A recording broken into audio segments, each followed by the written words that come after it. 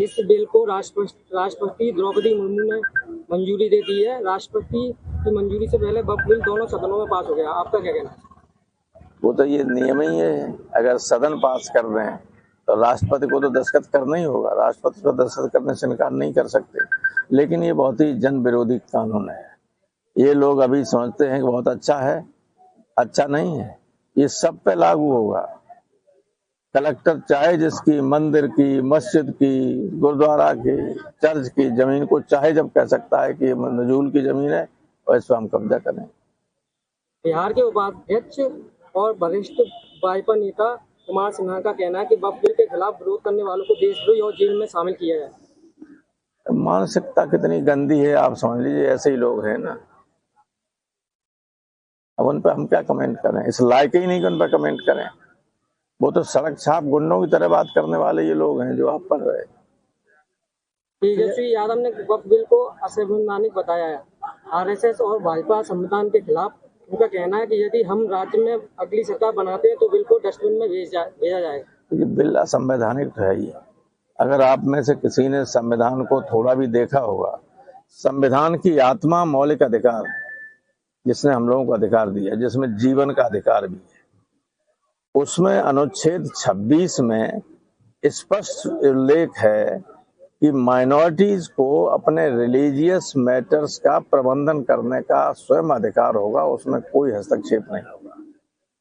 जहां से मौलिक अधिकार शुरू होते हैं भारतीय संविधान में 3रे खंड में, उसके पहला ही आर्टिकल है 13, जिसमें ये लिखा हुआ है कि इस खंड में जो अधिकार लोगों को दिए गए हैं उनके खिलाफ अगर कोई कानून बनता है वो कानून असंवैधानिक होगा।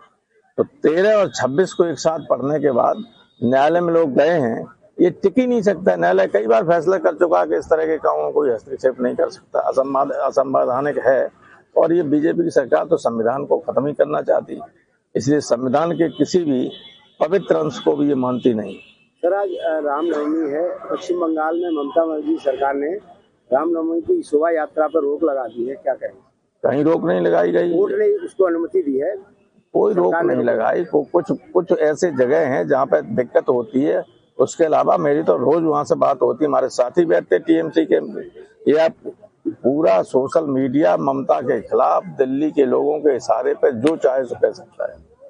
सर, 12 अप्रैल को छत्री समाज आगरा में करणी सेना आंदोलन करेगी, क्या कहेंगे? करणी सेना ने, जब करणी सेना के अध्यक्ष को गुजरात की पुलिस ने मारा और टोपी उनकी इधर उधर फेंकी, तब तो कुछ नहीं किया।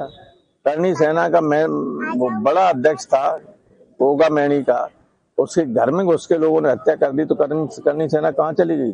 कहाँ गई इनकी बहादुरी? अब आएंगे दलित है रामविलास सुमन, इसलिए आएंगे। ये मालूम नहीं उन्हें आगरा में दलित कितने हैं। गृह मंत्री अमित शाह ने कहा है कि अगले साल 2026 तक माओवाद देश में पूरी तरह से मिट जाएगा, माओवाद खत्म हो जाएगा। अब माओवाद तो कोशिश कर रहे हैं वो, लेकिन माओवाद के नाम पर निर्दोष बहुत मारे जा रहे हैं। जैसे आपको याद होगा या आपको नहीं, बच्चे हो, यहाँ जब बहुत डकैत थे इसमें चंबल घाटी में, तो उस वक्त कोई मान लीजिए गांव में आ गए कि खाना खाएंगे, तो उनका तो कुछ नहीं, पुलिस बिगाड़ती थी।